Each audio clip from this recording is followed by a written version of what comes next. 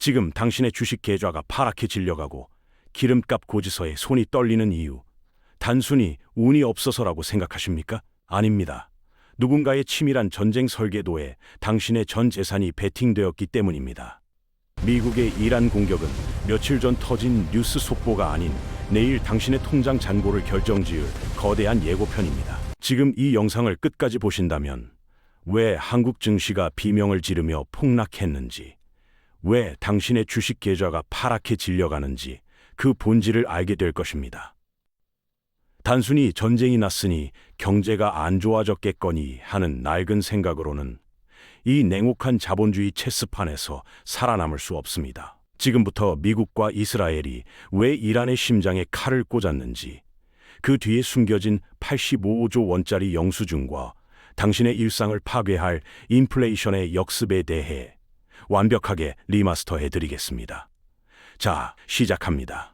2월 28일 토요일 오후로 돌아가 봅시다. 이란의 수도 테헤란에서는 하늘에서 마른 벼락이 내리꽂혔습니다. 미국과 이스라엘의 최첨단 미사일이 이란의 심장부 테헤란을 정조준한 것입니다. 이미 이 뉴스는 다 아시겠지만 제가 오늘 여러분께 드리려는 이야기는 테헤란의 미사일이 떨어졌다는 그 뉴스 뒤에 숨겨진 이야기입니다. 왜 하필 지금이었을까요?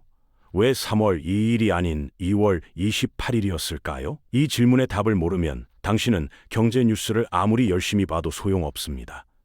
세상의 돈은 총성이 울린 방향으로 흐르고 그 흐름을 읽지 못하는 사람은 도태될 것입니다. 이제 여러분은 뉴스의 자막이 아닌 그 너머의 진짜 계산기를 읽을 수 있게 될 겁니다. 3월 2일은 IAEA, 즉 국제원자력기구의 정기회의가 예정된 날이었습니다. 이 자리에서 이란에 대한 강력한 규탄 결의안이 채택될 예정이었고, 그것이 공격의 국제적 명분이 될 터였습니다. 절차를 밟고 세계의 동의를 얻고 그 다음 행동에 나서는 것, 이것이 국제사회가 기대하는 순서였습니다. 그런데 미국과 이스라엘은 그 순서를 무시했습니다. 왜일까요? IAEA의 기밀 보고서에 따르면 이란은 마음만 먹으면 단 2주 안에 핵폭탄 10개를 만들 수 있는 농축 우라늄을 보유한 상태였습니다. 그리고 이란은 과거의 실패에서 뼈저린 교훈을 얻었습니다. 작년 6월 12일 전쟁 당시 핵시설이 초토화되는 것을 지켜본 이란은 결심했습니다. 땅 위에 있으면 언제든 부서진다. 그러면 땅 속으로 내려가면 된다. 수천 톤의 콘크리트를 쏟아부어 위성에서도 포착되지 않는 지하 벙커를 파기 시작한 것입니다. 전문가들의 경고는 섬뜩했습니다. 지금부터 정확히 2주 후 이 지하시설은 세상에 존재하는 그 어떤 벙커버스터로도 뚫을 수 없는 난공불락의 요새가 된다. 시간은 이란의 편이었습니다. 명분을 기다리다가 기회를 영영 잃을 수도 있다는 공포가 트럼프와 네타냐후를 덮쳤고, 결국 그들은 2월 28일 전격 공습을 선택했습니다. 국제 절차보다 군사적 타이밍을 우선한 것입니다. 이것이 첫 번째 비밀, 왜 지금인가의 답입니다. 이제 소름 돋는 포인트를 짚어드리겠습니다. 같은 날, 같은 시간에 미사일을 쏜 미국과 이스라엘. 그런데 두 나라의 총구가 향한 방향이 미묘하게 달랐습니다. 이스라엘의 미사일은 이란 최고 지도자 하메네이의 집무실 인근과 대통령궁, 즉 정권의 심장부를 겨냥했습니다. 반면 미국의 미사일은 핵시설과 탄도미사일 기지라는 군사적 표적에만 집중했습니다. 한 팀처럼 보이는 두 나라가 왜 이토록 다른 표적을 설정했을까요? 이것은 단순한 군사작전의 차이가 아닙니다. 각자가 원하는 전리품이 다르다는 명백한 증거입니다. 이스라엘은 이란이라는 존재 자체의 위협을 제거하길 원합니다. 정권의 머리를 잘라내고 이란이라는 나라를 흔들어 놓는 것. 반면 미국은 이란을 완전히 무너뜨리기보다 적당히 살려둔 채 군사적 위협만 거세하길 원했습니다. 이란이 완전히 붕괴되면 그 공백을 중국이나 러시아가 채우기 때문입니다. 그래서 미국은 핵이라는 칼날만 부러뜨리고 이란이라는 나라는 살려두는 계산을 한 겁니다. 같은 전쟁터에서 두 나라가 전혀 다른 게임을 하고 있었습니다.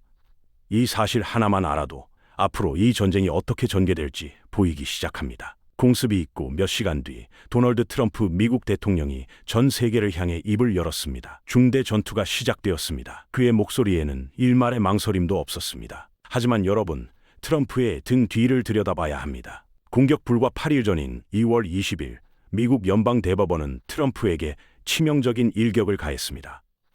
트럼프의 핵심 경제 공약인 상호관세가 위법이라는 판결이었습니다. 트럼프에게 관세는 단순한 세금 정책이 아닙니다.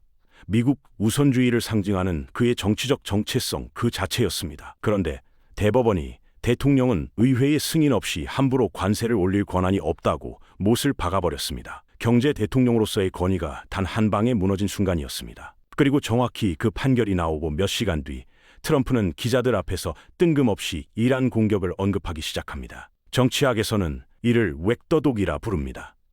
개의 몸통, 즉 국내 위기가 흔들리니 꼬리, 즉 해외 분쟁을 흔들어 몸통을 고정시킨다는 뜻입니다. 상호 관세의 위법 판결, 앱스타인 성범죄 스캔들 재점화, 이민자 단속 과정에서의 인권 유린 논란까지 트럼프를 옥죄던 이 모든 시끄러운 뉴스들이 테헤란에 떨어진 미사일 한 방으로 단숨에 사라졌습니다. 이제 미국의 모든 뉴스는 중동 전쟁으로 도배되었습니다.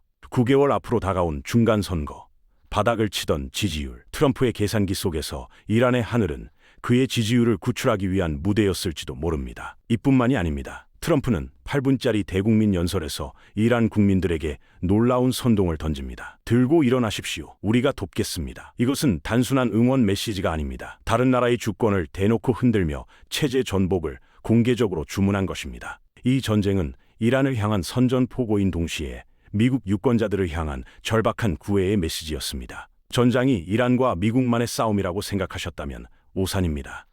이 혼돈의 틈바구니에서 중국이 이례적인 행동에 나섰습니다. 중국의 한 민간 위성 업체가 소셜미디어에 미군의 전략 자산 배치를 실시간으로 중계하기 시작한 겁니다. 사우디아라비아의 프린스 술탄 기지에 미군 전투기가 27대에서 43대로 늘어난 장면, 항공모함 링컨호가 연료와 탄약을 보급받는 모습까지 고해상도 컬러 사진으로 전 세계에 공개했습니다. 이 메시지의 의미는 단 하나입니다. 미국, 너희가 어디서 무엇을 하는지 우리가 다 보고 있다. 중국은 공식적으로는 평화적 해결을 외치지만 실제로는 이란의 실시간 군사 정보를 제공하며 미국을 견제하고 있습니다. 그 이유는 명확합니다. 미국이 중동이라는 늪에 더 깊이 빠질수록 대만 해협과 남중국해에서 중국의 영향력은 자동으로 커지기 때문입니다. 이란의 하늘에 미사일이 날아다니는 동안 우주 공간에서는 보이지 않는 위성 정보전이 동시에 펼쳐지고 있었습니다. 중동의 전쟁터는 사실상 미중 패권 경쟁의 또 다른 전선이었던 겁니다.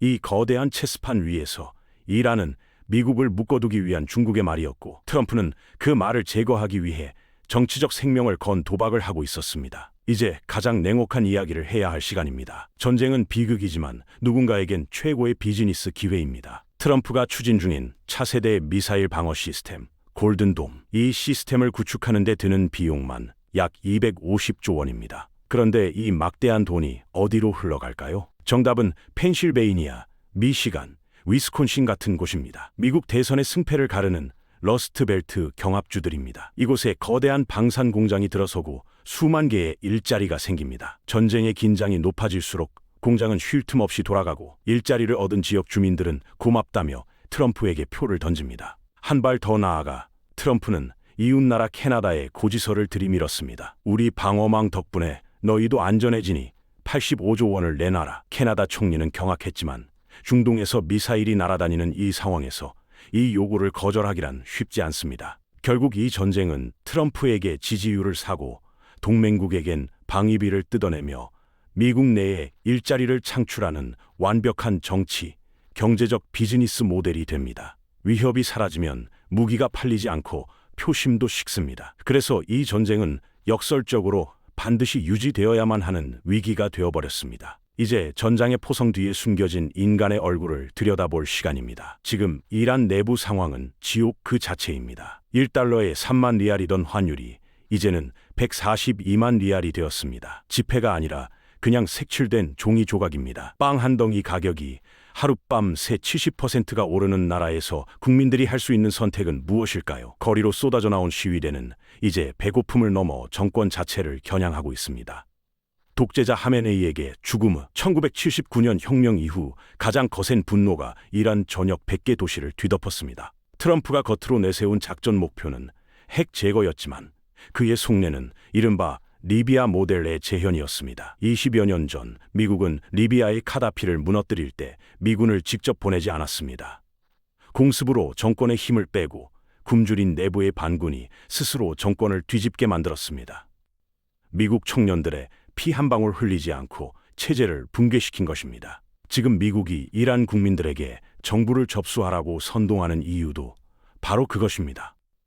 굶주린 민심과 미국의 미사일이 만나 이란이라는 나라를 내부에서 폭발시키는 거대한 실험이 지금 시작되었습니다. 자, 이제 가장 중요한 이야기를 해야 합니다. 여러분의 지갑과 주식 계좌 이야기입니다. 오늘 코스피는 6,000선이 무너지며 외국인 매도 폭탄 속에 급락했습니다.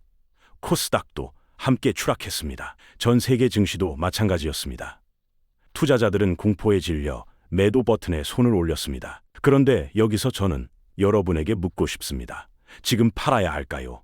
사야 할까요? 먼저 오늘의 폭락 원인을 냉정하게 분석해야 합니다. 이번 하락에는 세 가지 공포가 겹쳤습니다. 첫 번째는 유가 폭등 공포입니다. 이란이 호르무즈 해협을 봉쇄할 경우 국제 유가가 배럴당 150달러를 돌파할 수 있다는 우려가 에너지 집약 산업 전반을 짓눌렀습니다. 두 번째는 달러 초강세로 인한 신흥국 자금 이탈입니다. 전쟁이 터지면 세계 자금은 안전 자산인 달러로 몰립니다. 원화 강세는 외국인이 한국 주식을 팔 이유를 하나 더 추가합니다.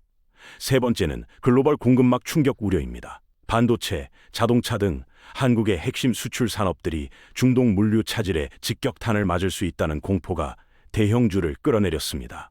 그렇다면 지금 어떻게 해야 할까요? 첫 번째, 공포의 폭락과 구조적 붕괴를 구분하십시오. 오늘과 같은 지정학적 쇼크는 역사적으로 대부분 단기 충격으로 끝났습니다. 걸프전 1991년, 9.11 테러 2001년, 이라크전 2003년 모두 초기 폭락 이후 3개월 안에 주가가 회복되었습니다. 지금이 패닉 셀링의 함정에 빠질 타이밍인지 아니면 저가 매수의 기회인지 냉정하게 판단해야 합니다.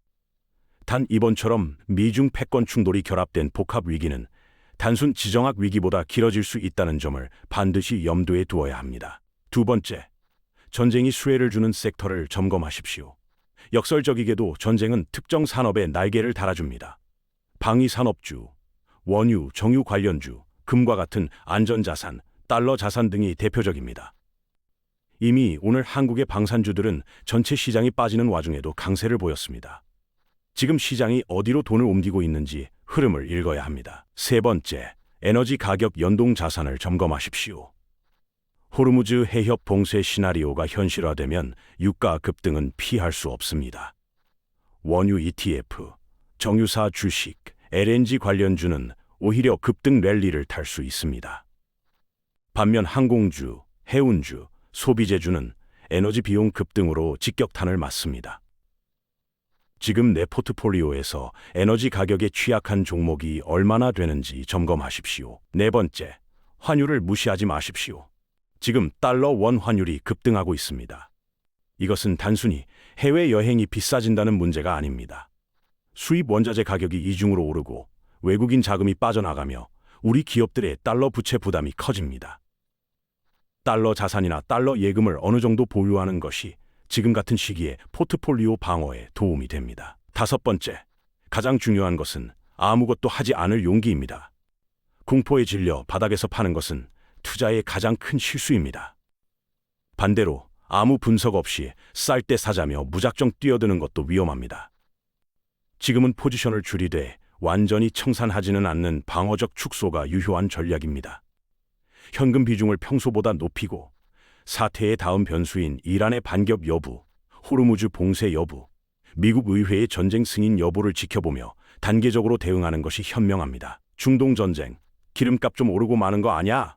라고 생각하셨다면 이것은 정말 위험한 착각입니다. 대한민국은 원유 수입의 72%를 중동에 의존합니다. 그리고 그 원유가 한국으로 오려면 반드시 통과해야 하는 관문이 있습니다. 바로 호르무즈 해협입니다.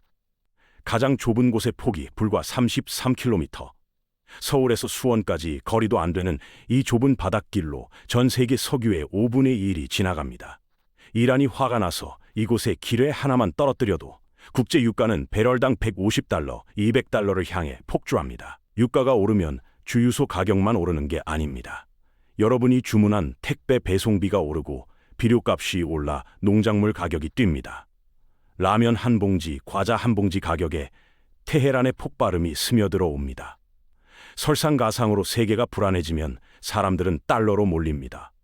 환율이 치솟으면 우리가 수입하는 밀가루, 옥수수 가격도 이중으로 폭등합니다. 결국 테헤란에 떨어진 미사일은 여러분의 저녁 식탁에서 고기 한 점을 빼앗아가는 결과로 돌아옵니다. 이것이 우리가 국제 정세를 읽어야 하는 진짜 이유입니다. 전쟁 뒤에 숨은 누군가의 계산기를 읽지 못하면 우리는 영문도 모른 채 그들이 보낸 청구서를 평생 납부하며 살아가게 됩니다. 세상에 우연히 터지는 전쟁은 없습니다. 모든 화염 뒤에는 반드시 그것을 설계한 사람과 그 화염을 돈으로 바꾸는 사람들이 존재합니다. 2월 28일의 미사일은 단 하나의 사건이 아니었습니다. 트럼프의 지지율 위기, 대법원의 관세 판결, 이란의 지하 벙커 공사, 중국의 위성 감시, 250조짜리 골든돈 방산 계약, 그리고 러스트 벨트의 표심. 이 모든 퍼즐 조각이 맞물려 테헤란 상공에서 불꽃으로 터졌습니다. 이걸 모르는 사람에게 오늘의 폭락은 그냥 공포입니다. 하지만 이걸 아는 사람에게 오늘의 폭락은 하나의 데이터입니다. 공포와 데이터, 이 차이 하나가 10년 후 여러분의 자산을 완전히 다른 곳에 데려다 놓을 겁니다. 뉴스의 단순한 자막을 읽지 마십시오. 그 자막 뒤에 숨겨진 진짜 이야기를 읽으십시오. 다음 영상에도 더 날카롭고 더 깊숙하게 세상의 돈과 권력의 흐름